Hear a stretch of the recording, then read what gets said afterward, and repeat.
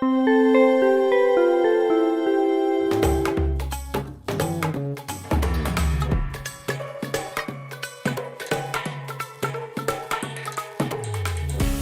quiero compartir con ustedes un poco acerca de cómo observar el Hanukkah. Antes de entrar en materia, quisiera hablarles por unos momentos acerca de una verdad importante sobre esta festividad. En primer lugar, el tema principal del Hanukkah tiene que ver con la victoria. Vamos a definir lo que es la victoria para los creyentes en relación con nuestro estudio del Hanukkah. Pero antes, quiero compartirles cómo surgió la idea de hablar de este tema. La mayoría de las personas no lo saben, y cuando digo personas me refiero a creyentes, seguidores de nuestro Señor y Salvador, los que creen en el Mesías Yeshua, es decir, Jesucristo.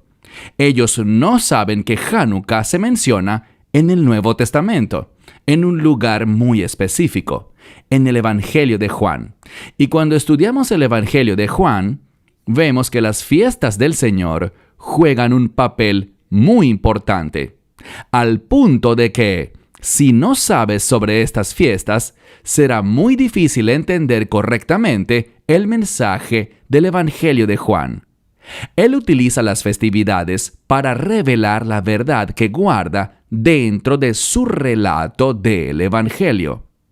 Bien, al hablar del Hanukkah, necesitamos recordar que esa fiesta se relaciona con guerras que ocurrieron y principalmente una guerra en particular contra el Imperio griego. Creo que es muy significativo eso porque cuando miramos las Escrituras, descubrimos que el Anticristo está conectado con los griegos.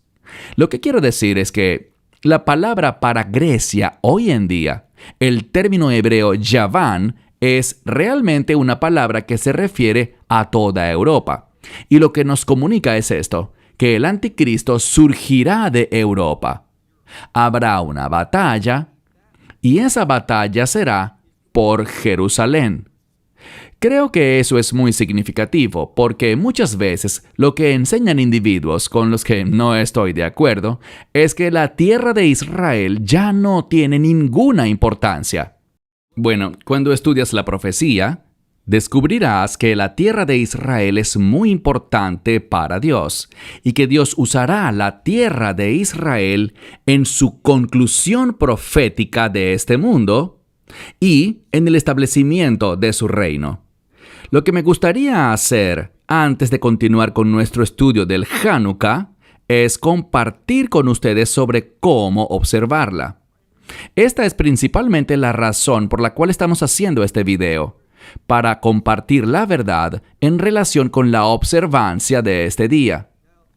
Lo primero que quiero decir es que es muy significativo que nuestro Señor y Salvador, el Mesías Yeshua, estuviera en Jerusalén para Hanukkah. Encontramos este relato en el Evangelio de Juan, capítulo 10. Vamos a estudiar algunos versos del capítulo 10 en esta lección, pero lo que quiero compartirles es lo siguiente. Cuando lees el capítulo 11, que tiene que ver con la resurrección de Lázaro de entre los muertos, lo que descubrimos es esto. Descubrimos que uno de los discípulos, estoy hablando de Tomás, hizo algo. Él dijo, cuando el Mesías hablaba sobre regresar a Judea, a Jerusalén, específicamente al Monte de los Olivos, que está muy cerca de Jerusalén, ¿qué dijo Tomás? Él dijo, vayamos con él para que muramos juntos. Así que había una amenaza importante sobre la vida del Mesías en esa área alrededor de Jerusalén, lo que comúnmente se llama Judea. Pero sin embargo, tanto él como los discípulos regresaron con el fin de estar allí por Lázaro, para resucitarlo de entre los muertos y para compartir la verdad acerca de ese poderoso milagro. Lo que debemos ver es esto. En el capítulo anterior, aún era un riesgo para el Mesías caminar en Judea. Así que es significativo que él fuera a Jerusalén, cuando su vida estaba siendo seriamente amenazada pero que aún así fuera allí para poder observar el Hanukkah. Para mí, eso le da a esta festividad un gran significado. Permítanme también decir que la festividad de Hanukkah, aunque no se menciona en la Torá, en ese famoso capítulo 23 de Levítico, vemos que Hanukkah sí se menciona en el Nuevo Pacto, como dije, en el Evangelio de Juan. Y también vemos que hay un salmo especial que también está relacionado con Hanukkah. De hecho, muchas personas tienen la tradición de leer ese salmo en la fiesta, y estoy hablando del Salmo 30. Fue escrito por David para la dedicación del templo. La mayoría piensa que la dedicación es la del templo de Salomón, pero yo argumentaría contigo que esta no es la comprensión correcta. Que David escribió el Salmo 30 no para el primer templo, ni para el segundo templo, sino más bien para el templo milenial, aquel desde el cual el Mesías gobernará durante 1000 años. Y la razón por la cual lo digo es la siguiente. Si lees el Salmo 30, y te animaría a que lo hagas después de nuestro estudio de hoy, si miras el Salmo 30, hay un énfasis en la resurrección. Y también vemos que hay un énfasis en el gozo, la acción de gracias y la victoria. Y la victoria que tenemos es la vida eterna en el reino de Dios. Quiero enfatizar eso. Vida eterna en el reino de Dios. Esa es una victoria que Dios nos provee a través de su Hijo unigénito. Él hace la obra para que podamos experimentar la victoria de Dios por siempre y para siempre, en su reino, donde disfrutaremos de sus bendiciones y recibiremos sus promesas. Son las mejores noticias. E insisto, cuando hablamos de Hanukkah, estamos hablando de una victoria militar, una victoria sobre los enemigos de Israel. Y vamos a ver esto en las diversas bendiciones que se dicen tradicionalmente durante este tiempo. De nuevo, de lo que he estado hablando es de cómo observar esta fiesta. Y por supuesto, el elemento clave es la Hanukkah. Debemos subrayar que es algo diferente a la menorá, la cual tiene 7 lugares para las velas, 3 ramas a la izquierda, 3 ramas a la derecha y una rama central que en conjunto representan los 7 días. Pero cuando miramos la Hanukkah, recordemos que hay 8 días de Hanukkah. Por tanto, hay una rama adicional muy importante en la Hanukkah, la lámpara que se usa en Hanukkah. Y esa última rama para una vela adicional está o bien más arriba o al lado, o tiene algo único y especial, porque eso representa el Shams, que es esa vela que usamos para encender las 8 velas de Hanukkah. Muchos de ustedes, y esto aplica en mi familia, preferimos usar aceite en lugar de velas. Y vemos que esto está estrechamente relacionado con el milagro de Hanukkah, del cual hablaremos en breve. Pero me gustaría compartir algo con ustedes sobre cómo observarlo. Tenemos la Hanukkah y tenemos ese lugar principal desde el cual encendemos todas las luces, que es el Shams, un término que tiene que ver con un siervo. Es una vela de servicio o una vela servidora. Encendemos el aceite, comenzando desde la izquierda y moviéndonos hacia la derecha. De la misma manera, cuando miramos la Hanukkah, ella tiene 8 lugares y usualmente están separados. No tiene que ser así, pero muchas veces lo están, con el Shams en medio, un poco más arriba que las demás, o simplemente tenemos 8 lugares iguales. Se comienza del lado izquierdo, ya sea si estás parado detrás de la menorá mirándola, o si estás frente a ella. Siempre comienzas del lado izquierdo y te mueves hacia la derecha al encender la menorá y enciendes la nueva vela cada día. La enciendes con esa vela importante, el Shams, la vela de servicio. Quiero compartir con ustedes las bendiciones, así que comencemos.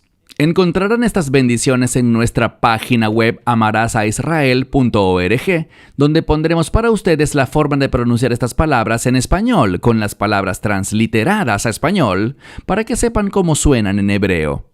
Estaré leyendo una guía para el Hanukkah, que está únicamente en hebreo. Leamos entonces las bendiciones. Dice así: Baruch atah Adonai Eloheinu, Melech haolam, asher kedeshanu b'mitzvotav. Que significa: bendito eres tú, oh Señor, oh nuestro Señor, Rey del universo, que nos has santificado con tus mandamientos. La santificación está relacionada con la salvación, pero salvación y santificación no son lo mismo. Santificación, la mayoría de las personas la definirían de esta manera: estar apartado para los propósitos de Dios.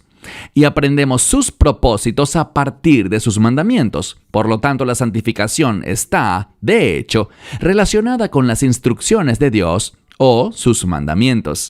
Así que decimos: bendito eres tú, oh Señor, nuestro Dios, Rey del universo, que nos has santificado con tus mandamientos.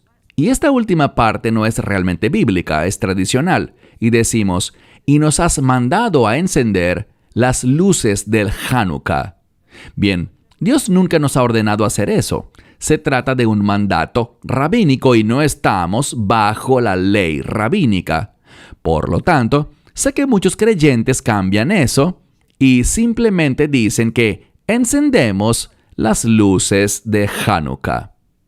Pasemos a la segunda bendición, que nos recuerda el milagro que Dios ha hecho por su pueblo, y decimos, para la segunda bendición: bendito eres tú, oh Señor, nuestro Dios, Rey del universo. Leámosla ahora en hebreo. Baruch atah Adonai Eloheinu, Melech haolam, she'asa nisim le'avotenu, b'yamim hahem, b'zman hazeh. Lo que significa que Él ha hecho milagros para nuestros ancestros en aquellos días y en este tiempo.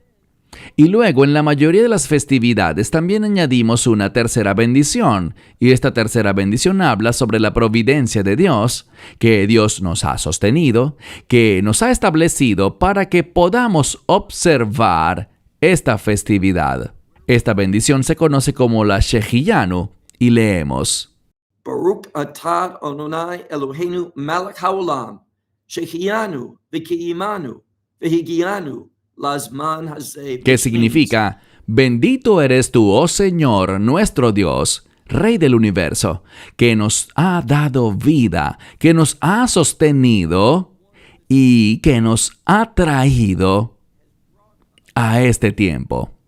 Bien, la última bendición es realmente una canción que frecuentemente se canta y simplemente la leeré y luego la traduciré para ustedes. Es un mensaje maravilloso de la fidelidad de Dios para proveer salvación, lo cual hace de manera milagrosa. Siempre vemos, tanto en el pensamiento judío como en el pensamiento bíblico, que hay una relación entre la salvación y el poder milagroso de Dios. Y el poder milagroso de Dios está ligado a quién es Él y a su carácter. Leemos aquí. Lo leeré en hebreo y luego lo traduciré. Hanerot halelu, anu maklekim al hanesim, ve'al haneflaot, ve'al hateshuot, ve'al hamechamot, she'asita le'avotenu, beyamim hahem, bezman hazeh, al yedei kohanecha ha'kedoshim, ve'kol shmonat yamei Chanukah, hanerot halelu, kodesh hem, ve'hem en lanu reshut, להשתמש בהם, אלא לראותם בלבד, כדי להודות ולהלל לשמך הגדול על נשיאך ועל נפלאותיך ועל ישועתך. Lo que significa: estas luces, y literalmente es la palabra para una vela, pero puede ser una vela de aceite. Así que decimos, estas luces las encendemos en relación con los milagros, y en relación con las maravillas, y en relación con las salvaciones. Y salvaciones está en plural, recuerden eso, porque cuando vemos en el lenguaje bíblico algo en plural, tiene una razón de ser, y hablaremos más al respecto cuando entremos en el Evangelio de Juan. Y en relación con las guerras que hiciste por nuestros padres en estos días, en este tiempo, por medio de los sacerdotes santos. Y recuerden algo, fue una familia sacerdotal, los macabeos, quienes fueron el catalizador para ir a la guerra contra los griegos, porque el imperio griego quería prohibir los mandamientos de Dios. Quería prohibir la voluntad de Dios y quería que la gente hiciera lo que era incorrecto, pecaminoso, inmoral y que no agradaba a Dios. Y por eso, estos sacerdotes santos se levantaron y libraron guerra contra el poderoso imperio griego, aquel que había capturado el mundo. Pero milagrosamente, Dios le dio, a través de estos sacerdotes santos, la victoria al pueblo de Israel. Y noten lo que dice. En todos estos 8 días, estas luces de Hanukkah son santas y no tenemos permiso para usarlas. Eso significa que no usamos la luz de la Hanukkah para leer o para cualquier otro propósito. Simplemente queremos contemplarlas, y eso es lo que esta canción dice.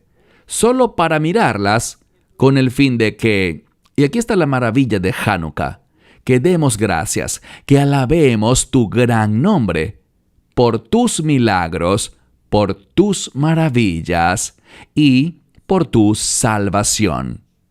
Así que nuestro Dios es, de hecho, un Dios de victoria, y Él es capaz de hacerlo milagrosamente. Eso significa que no dependemos de lo físico, sino que el Hanukkah nos enseña que a través de Dios podemos experimentar la victoria eterna, y seamos muy específicos, que experimentemos la victoria del reino. Algo que me gustaría hacer en este momento es que hagamos una pausa y le pidamos a Dios que bendiga nuestro tiempo de estudio para luego ver algunos versículos del Evangelio de Juan, capítulo 10. Así que antes de dirigirnos a la palabra de Dios, volvamos nuestra atención a Dios directamente en oración. Padre Dios, venimos ante ti sabiendo que tú eres ciertamente santo, justo y perfecto. Gracias porque eres un Dios sin limitaciones, porque contigo todo es posible. Por lo tanto, confiamos en ti, descansamos en ti, en tus promesas y en la autoridad de tu palabra. Señor, oramos hoy día por la nación de Israel, por el pueblo judío. Vemos un aumento del antisemitismo. Vemos odio contra las personas que tú mismo has llamado en este mundo para ser los emisarios de tu palabra, de tu verdad, a quienes usaste para traer tus bendiciones al mundo. Padre Dios, sabemos que un cambio se aproxima, un cambio que traerá tu juicio y tu ira a este mundo, sobre tus enemigos y los enemigos de Israel, para declarar tu victoria y para que todo el que confía en ti, que cree en tu Hijo unigénito, el Mesías Yeshua, también pueda tener esa victoria por toda la eternidad. A ti sea la gloria, ahora y por siempre. En el nombre de Yeshua oramos. Amén. Bien, toma tu Biblia y ve conmigo al Evangelio de Juan, capítulo 10. Lo que vemos en el capítulo 10 es que el Mesías está haciendo algo que ha hecho frecuentemente en el Evangelio de Juan. Él interrumpe su rutina para trasladarse a Jerusalén. Por ejemplo, en Juan capítulo 2, Él lo hizo para la Pascua. Muy probablemente en Juan capítulo 5 lo hizo para Pentecostés o la fiesta llamada Shavuot, la fiesta de las semanas. Y luego en Juan 7 lo hizo para la fiesta de los tabernáculos. Finalmente en Juan 12 se mueve nuevamente a Judea, a Jerusalén, para su última Pascua, donde moriría. Sería sepultado, pero al tercer día un día muy significativo llamado en la Biblia Reshid, Él resucitaría de entre los muertos. Todo esto nos ofrece una imagen de victoria, una victoria a través de Dios Padre y a través del Hijo de Dios, quien cumplió la voluntad de su Padre. Cuando analizamos el capítulo 10 del Evangelio de Juan, noten cómo empieza. Y recuerden, como les mencioné hace poco, que el plural siempre tiene importancia. La mayoría de las veces no se traduce en varios idiomas porque es difícil. Pero en el idioma griego original está en plural y veremos la razón en un momento. Vayan conmigo a Juan 10, comenzando en el versículo 22, que dice: aconteció, literalmente dice, durante las dedicaciones. Estamos hablando de Hanukkah, y esa palabra Hanukkah en hebreo simplemente significa dedicación. Recientemente estuvimos en otro país, en Europa Oriental, y estábamos hablando de este pasaje. Una persona estaba leyendo su Biblia en rumano y dijo: para nosotros se traduce literalmente como renovación, el tiempo de la renovación. No habría forma de que esta persona supiera que estamos hablando de Hanukkah. Por esto muchos no saben qué es a esa fiesta a lo que Juan se está refiriendo. Leamos de nuevo y, como les mencioné, la palabra dedicaciones aquí está en plural. ¿Por qué razón? Porque es muy común en el lenguaje bíblico tomar cosas que tienen un significado singular y escribirlas en plural para mostrar una importancia adicional, para destacarlas de una manera única. Lo que vemos aquí es que esta fiesta de Hanukkah, llamada la dedicación, tiene gran importancia. Por ejemplo, vemos en otros lugares de la Escritura la palabra salvación, Yeshua, escrita como Yeshuot en plural, hablando sobre una salvación abundante, esa salvación específica que tiene consecuencias eternas. Leamos nuevamente el versículo 22 que dice: aconteció durante las dedicaciones en Jerusalén. Y fíjense, la palabra Jerusalén también está en plural, hablando de su importancia relacionada con Hanukkah. Y yo argumentaría que esto tiene una importancia futura, porque Hanukkah tendrá un cumplimiento en los últimos tiempos. Es muy importante que entendamos esto. No entraremos en detalles esta vez, aunque lo hemos hecho en el pasado. De nuevo, aconteció durante las dedicaciones en Jerusalén, y era invierno. Avancemos al versículo 23. Vamos a ver que el Mesías está en una posición muy específica, y esa posición es en el templo, y noten lo que dice, versículo 23. Y Yeshua estaba caminando alrededor en el templo. Noten que dice que estaba caminando alrededor. Hay una palabra normal para caminar, pero esta tiene un prefijo y significa ir de un lado al otro, probablemente en el sentido de ir y venir. Cuando alguien está caminando de un lado al otro, eso generalmente nos habla de anticipación. Y esto es lo que se nos comparte en este versículo, que deberíamos tener cierto tipo de anticipación. Antes de continuar, quiero pausar y mencionarles que Hanukkah dura 8 días. Según los sabios antiguos, el número 8 es un número de gran importancia. Está relacionado con la redención, está relacionado con el concepto de novedad y también es un número de reino. Así que el 8 es un número muy especial, bíblicamente, que se relaciona con una experiencia de reino. Sabemos, por ejemplo, que un niño, un varón, es circuncidado en el 8º día. ¿Y de qué habla la circuncisión? De la muerte de la carne. Esa es una experiencia de reino. No vamos a estar bajo la carne en el reino de Dios. Nosotros, los creyentes en el Mesías, vamos a tener un cuerpo nuevo. No vamos a tener la capacidad de pecar nunca más. No vamos a tener la capacidad de estar en desacuerdo con Dios, sino que cuando recibamos ese cuerpo nuevo, ese cuerpo de reino, vamos a ser fieles al Mesías. Vamos a ser obedientes a la voluntad de Dios para siempre. Y nada podrá cambiar eso. Y lo veremos claramente en un momento. Mira de nuevo el versículo 23. Y Yeshua estaba caminando alrededor en el templo, en un lugar muy específico. Hablamos de esto en un mensaje de Hanukkah en años anteriores, cuando mencionamos que esto se trata de un lugar llamado Ulam Shlomo, que significa el Salón de Salomón.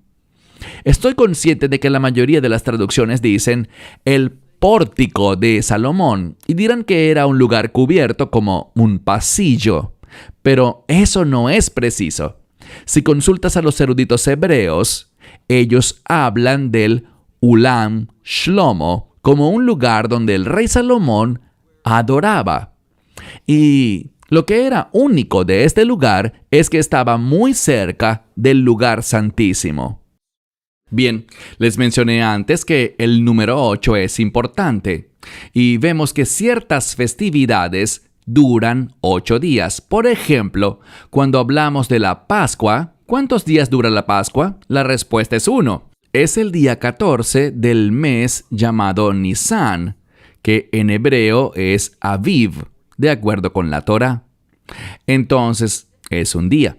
Pero después de la Pascua, tenemos los 7 días de los panes sin levadura, esa festividad. Así que 1 más 7 son 8 días. Y hay una expectativa mesiánica con respecto a la fiesta de los panes sin levadura y la Pascua, debido a estos 8 días. De igual manera, cuando vemos la fiesta de los tabernáculos, ¿cuántos días dura? 7 días. Pero al concluir la fiesta de los tabernáculos, hay otra festividad. Y de nuevo, la mayor parte de la iglesia no está al tanto de esto, pero se llama Shemini Atzeret, que significa la asamblea del 8º día. Por lo tanto, también hay una expectativa con respecto a que el Mesías se revele a sí mismo durante esta fiesta de los tabernáculos, y especialmente en esa asamblea del 8º día. Ahora llegamos al tema de este pasaje, Juan capítulo 10, comenzando en el verso 22, el Hanukkah, que también, como dijimos durante las bendiciones, dura 8 días. Y hay una expectativa mesiánica por el tema de la victoria. El Mesías es la fuente de la victoria. El Mesías es el fundamento de la victoria eterna. Por lo tanto, durante Hanukkah existía esa expectativa mesiánica. ¿Y qué está haciendo Yeshua? Está en el área del templo, específicamente en Ulam Shlomo, en el Salón de Salomón, y está caminando de un lado al otro. Noten el versículo 24. Dice, y los judaítas. Ahora, la traducción más simple de esta palabra es los judíos, pero no estamos hablando aquí, especialmente en el Evangelio de Juan, simplemente del pueblo judío. Esa sería una interpretación engañosa.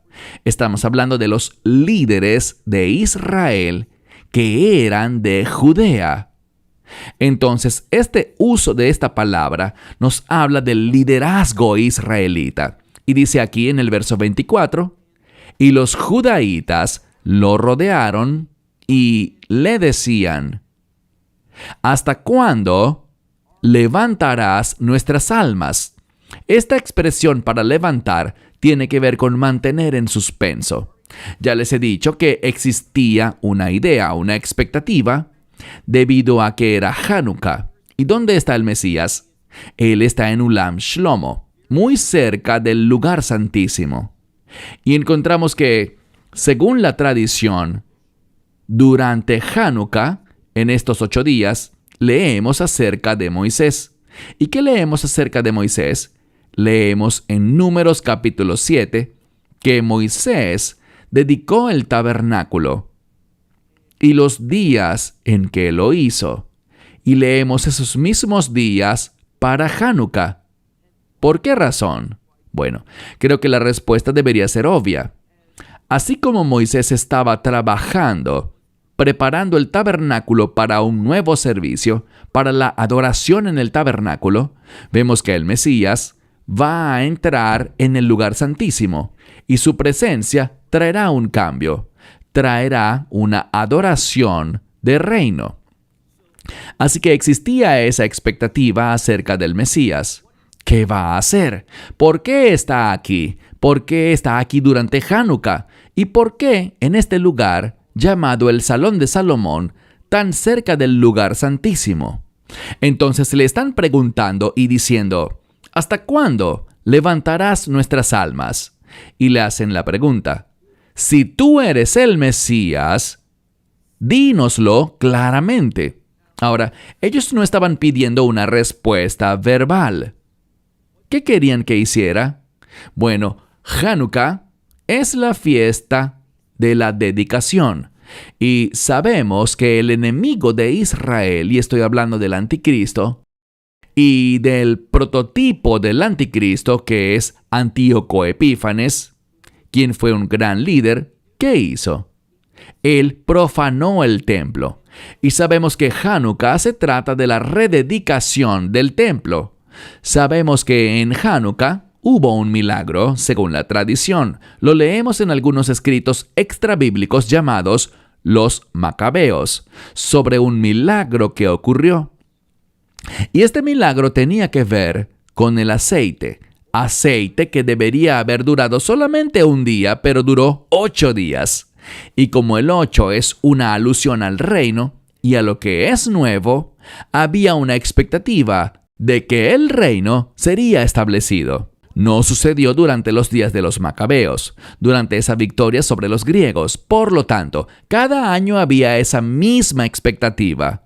Quizá durante este Hanukkah el reino sí será establecido. Así que ahora el Mesías está en Jerusalén.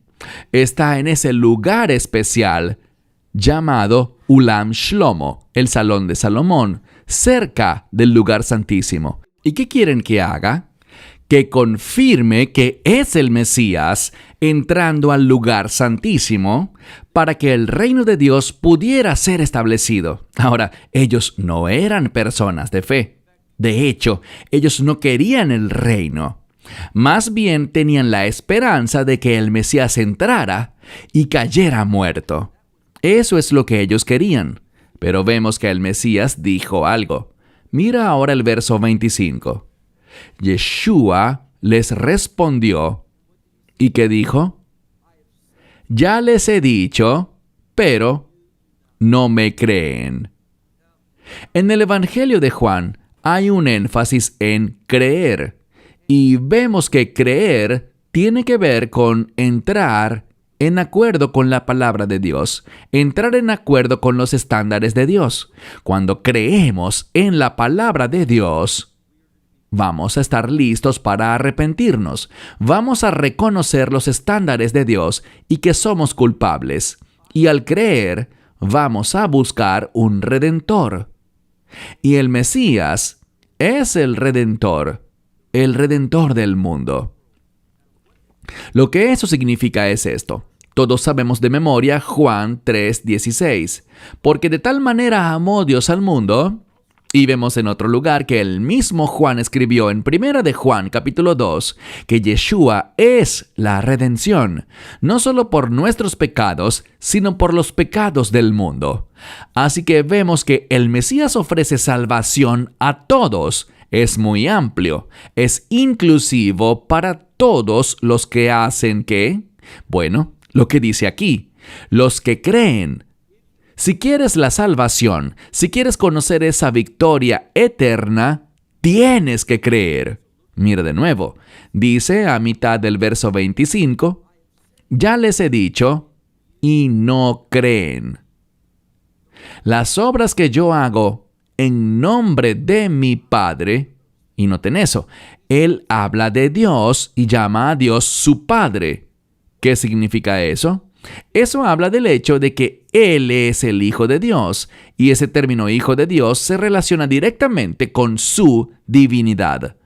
Vamos a ver, antes de concluir esta enseñanza, vamos a ver que este pasaje habla de victoria y habla de la divinidad del Mesías. ¿Por qué son estas dos cosas tan importantes y por qué están relacionadas entre sí? La respuesta es sencilla. Vemos que es porque el Mesías es realmente Dios. Dios con nosotros, Emmanuel, que Él es capaz de salvarnos y salvarnos eternamente. Salvarnos de manera que podamos tener, y esto me encanta, que podamos tener seguridad. Esto es lo importante. Dios nos da seguridad. No tenemos que dudar, no tenemos que tener miedo, no tenemos que cuestionar si pasaremos la eternidad en el reino de Dios o no. Y vamos a ver una promesa que está directamente relacionada consigo mismo y con su Padre Celestial. Así que mira de nuevo, dice aquí: las obras que hago en nombre de mi Padre, estas testifican acerca de mí. Bien, ¿de qué testifican acerca de Él? Ellas dan testimonio de su identidad, que Él es ciertamente el Hijo de Dios, que Él es de hecho Emmanuel. Mira ahora el verso 26. Aquí está el problema con los líderes, los judaítas, aquellos que tenían poder y autoridad sobre la nación de Israel, sobre el pueblo judío. Noten el verso 26. Pero ustedes no creen porque ustedes no son de mis ovejas. Bien, él está hablando aquí acerca de sus ovejas. Esto es para reforzar lo que aprendemos sobre él en capítulos anteriores, y eso es que él es el gran pastor. Él es el buen pastor, pero también es el gran pastor. ¿Por qué digo el gran pastor? Porque una de las cosas que oramos esta noche es que Hanukkah se relaciona con el gran nombre de Dios. Él es un gran Dios y así también el Hijo de Dios es grande. Así que dice aquí: pero ustedes no creen porque no son de mis ovejas, tal como les he dicho. Entonces, estos líderes simplemente no creen. Están operando en contra de los propósitos de Dios. No están comprometidos con la ley de Dios. De hecho, han reemplazado la ley de Dios con las tradiciones de los ancianos. Y lo que aprendemos en las Escrituras es que cuando nos aferramos a las tradiciones de los hombres, el aferrarse a las tradiciones humanas nos hace abandonar la ley de Dios. Y no queremos hacer eso, queremos caminar en obediencia a la ley. ¿Por qué? Bueno, la ley no es un instrumento que nos haga justos, pero la ley ciertamente nos enseña y define para nosotros lo que es justo y recto. Queremos vivir rectamente, queremos estar bajo la ley, pero ten cuidado, porque la Escritura dice que no estamos bajo la ley, pero debemos entenderlo bien. Cuando dice que ya no estamos bajo la ley, significa que no estamos bajo el juicio de la ley, la condenación de la ley, la maldición de la ley. ¿Por qué? Porque tenemos algo más. ¿De qué hablo? De la vida eterna. Te sugeriría que hicieras algo. Te sugeriría que estudies lo que significa tener vida eterna. ¿Qué es la vida eterna? Es vida sin final. Si el Mesías nos dio vida eterna, eso no puede cambiar, nada nos la puede quitar. Y esto es exactamente lo que Él compartirá con nosotros en un momento. Mira ahora el versículo 27. Mis ovejas oyen mi voz, y también yo las conozco. Fíjense, vemos una relación entre conocer al Mesías, conocer su voz, conocer sus palabras, y Él conociéndonos a nosotros. ¿Qué hacemos? Conocemos su voz y somos sus ovejas, es decir, nosotros pertenecemos a su rebaño. Cuando vemos la Escritura, hay otros rebaños que Él traerá juntos. Él los va a reunir. ¿Dónde los reunirá? En su reino. De ese modo habrá un pueblo de reino. Y sabemos que ese pueblo de reino va a venir de toda tribu, toda nación, todo pueblo y toda lengua. Les he compartido muchas veces que el término idioma o lengua tiene que ver con cultura. Así que muchas culturas diferentes, muchos grupos étnicos diferentes, muchas personas y tribus, todos nos uniremos en uno solo a través de la obra del Mesías, reconociéndolo como el Hijo de Dios, creyendo en su obra en la cruz y creyendo en sus promesas de vida eterna por las cuales nos redimió por su sangre. Así que leemos aquí, en el verso 27, mis ovejas oyen, y este término oyen es una palabra que demanda una respuesta. El verbo oír se relaciona frecuentemente con obedecer en la Biblia. Así que obedecemos su voz y dice, también yo las conozco. Es nuestra obediencia la que manifiesta que somos conocidos por Él y que Él nos reconoce. Mira ahora el versículo 28. Él va a comenzar a hablar de algo. ¿De qué será? De la vida eterna. Les he compartido antes que esta palabra eterna es una palabra muy importante, porque eterna se relaciona con el reino. El reino es un reino eterno. Nunca experimentará un final. Es para siempre. Por lo tanto, cuando dice que nos da vida eterna, deberíamos entender que nos da vida de reino. En el momento en que creemos, desde el momento en que somos salvos, pertenecemos a ese reino y deberíamos comenzar a vivir de acuerdo con la verdad del reino. Mira de nuevo el verso 28. Dice, y yo, vida eterna, eso es lo que se enfatiza, lo estoy leyendo en el orden literal original. Y yo, vida eterna, doy a ellos, y ellos no perecerán. Lo interesante aquí es esto. Lo traduje no perecerán, pero eso no es realmente lo que dice en el idioma original. En realidad lo que dice está en tiempo pasado. Algunos dirán, nunca perecerán y está bien.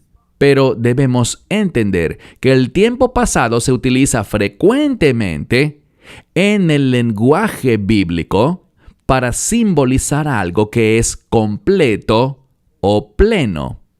Por lo tanto, cuando dice no perecerán, significa nunca jamás. No habrá nada que pueda producirles la muerte. No habrá nada que los relacione con la muerte, sino que estarán relacionados con la vida eterna y la vida del reino.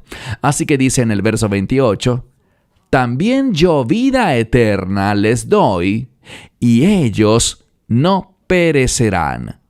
Y noten esto, para siempre. Podemos estar seguros de que Él nos promete que nunca pereceremos. Ahora, ¿cuándo comienza eso? Bueno, en mi opinión, tenemos esa promesa de que nunca jamás pereceremos. Desde el momento en que hacemos ¿qué? Bueno, justo cuando hacemos aquello por lo cual Él reprendió al liderazgo por no creer.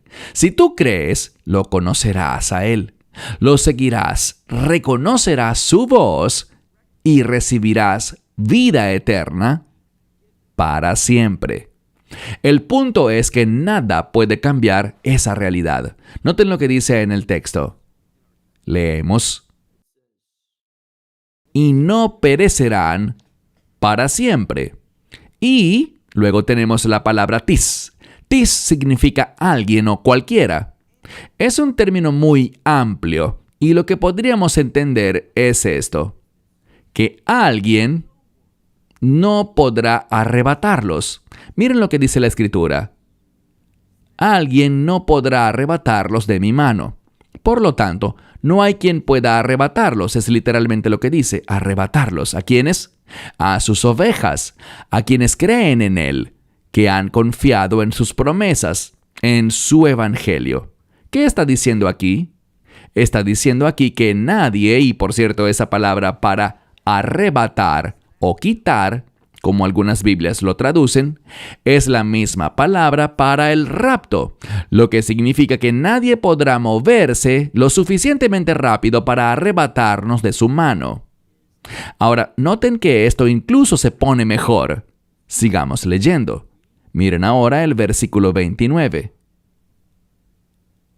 Mi Padre, quien me los ha dado, fíjense, me los ha dado. Aquí vemos un cambio. Más arriba estaba en tiempo presente. Cuando decía en el versículo 28, allí decía, también vida eterna yo les doy a ellos. Eso está en tiempo presente. Él está dando ahora, en este momento. ¿En qué momento? En el momento en que ellos creen. Pero cuando vemos el versículo 29, hay un cambio significativo. Es la misma palabra, pero en un tiempo diferente. ¿Qué tiempo? El tiempo perfecto. ¿Por qué eso es importante? Porque el tiempo perfecto habla de algo que ha sucedido en el pasado, sigue siendo verdad en el presente y continuará siendo verdad en el futuro. Así que este cambio gramatical es muy significativo, este cambio del tiempo presente al tiempo perfecto. ¿Por qué? Bueno, lo que deberíamos entender es esto. Mi Padre, quien me los ha dado, y la implicación es que me dio a estos individuos a mí, Él hizo eso en el momento en que creímos. Eso sigue siendo cierto hoy y será cierto eternamente. Esa es la consecuencia. Así que encontramos algo más. Dice, Él es mayor que todos, y noten cómo termina este versículo. Y nadie, ahora no dice tis, cierta persona o cualquier persona, sino que ahora se vuelve más fuerte, porque Dios es soberano. Dios es todopoderoso. Y dice, nadie puede arrebatarlos, esa misma palabra, arpazo, para arrebatar, nadie puede arrebatarlos de la mano de mi Padre. ¿Notan algo aquí? Este pasaje está escrito para enseñarnos algo. Más arriba dice, nadie puede arrebatarlos, ¿de quién? Del Mesías. Ahora dice, nadie puede arrebatarlos de Dios el Padre, de su Padre. ¿Qué nos enseña esto? Nos enseña aquello que vamos a concluir en unos momentos, y es lo siguiente. Nos enseña que Yeshua y Dios Padre son uno. ¿Por qué digo esto? Bueno, noten cómo concluye esta escritura. Pasemos a nuestro último verso, el verso 30, que dice, y también el Padre y yo somos uno. De nuevo, yo y mi Padre somos uno. De lo que esto habla es de lo siguiente. Si miran el contexto, ¿quién me sostiene para mi salvación? El Mesías. ¿Quién más me sostiene? Dios. Dios el Padre. Y lo que sabemos es que con Dios todas las cosas son posibles. Dios es mayor que todos. Nadie podrá arrebatarnos de la mano del Padre ni de la mano del Hijo. ¿Por qué? Bueno, ¿de qué estamos hablando? Estamos hablando de Hanukkah. ¿Qué es lo primero que debería venir a nuestra mente en cuanto a Hanukkah? La victoria. ¿Y qué es la victoria? Salvación. Les he compartido muchas veces que una de las maneras en que deberíamos pensar en la salvación es como victoria. Porque he sido salvo por la gracia de Dios, experimentaré la victoria eterna. Dios me ha salvado para la victoria. ¿Y qué es la victoria a fin de cuentas? La victoria no está en este mundo. La victoria está en el reino de Dios. Y esa victoria se nos está presentando y restaurando dentro del contexto del Hanukkah, la fiesta de la victoria, por decirlo así, que conmemora la victoria sobre los enemigos de Dios, sobre los enemigos del pueblo de Dios. Y la victoria que tenemos es esta, la vida eterna. ¿Qué significa eso? Una vida de reino. Así que voy a concluir diciendo esto. Si queremos vivir basados en la Biblia, debemos reconocer que el Hanukkah tiene gran importancia. Nos habla de victoria, de la victoria de Dios, que Él le otorga a su pueblo. Cuando Juan buscó escribir algo sobre Hanukkah, ¿fue inspirado por quién? Por el Espíritu Santo. Y así escribió sobre Hanukkah estas palabras que hemos estudiado esta noche, hablando de la vida eterna, hablando de victoria, y del hecho de que nada ni nadie puede cambiar nuestra vida eterna, nuestra vida por los siglos de los siglos en el reino de Dios. ¿Y en qué consiste esa victoria? En que disfrutemos en ese reino de las bendiciones de Dios y de las promesas de Dios. Así que de nuevo, ¿es Hanukkah una fiesta importante desde el punto de vista bíblico? Sí lo es. ¿Deberíamos observarlo de alguna manera? Sí. Si el Mesías subió a Jerusalén arriesgando su vida, ahora, él sabía la verdad, que no iba a morir todavía, sino en el momento correcto señalado por su Padre. Pero él subió a Jerusalén y lo hizo debido al Hanukkah. Si eso era importante para él, debería ser importante para nosotros. Así que Hanukkah, una maravillosa fiesta bíblica con gran importancia, que podamos darnos cuenta de este significado y que podamos aplicar la verdad del Hanukkah, la cual no abordamos esta noche, pero que también tendrá un cumplimiento en el reino y una conexión con los últimos días. Todo eso debería hablarnos sobre su importancia y que deberíamos, como pueblo de Dios y seguidores del Mesías, entender el valor del Hanukkah y observar estos 8 días. Cierro con esto. Que Dios les bendiga. Hanukkah Sameach. Y que ustedes sean luz para el mundo. Amén. Amén. Esperamos que te hayas edificado con el mensaje de hoy y lo compartas con otros. Te invitamos a seguir nuestros estudios cada semana por este canal y por el portal de YouTube de Amarás a Israel. También puedes descargar nuestra aplicación móvil gratuita, Mi Estudio Bíblico. Finalmente, para obtener más información sobre nosotros, visita nuestra web amarasaisrael.org, donde encontrarás otras conferencias de Baruch en audio, video y texto. Hasta el próximo programa. Que el Señor te bendiga en Yeshua HaMashiach, Jesús el Mesías, mientras caminas con Él. Shalom desde Israel.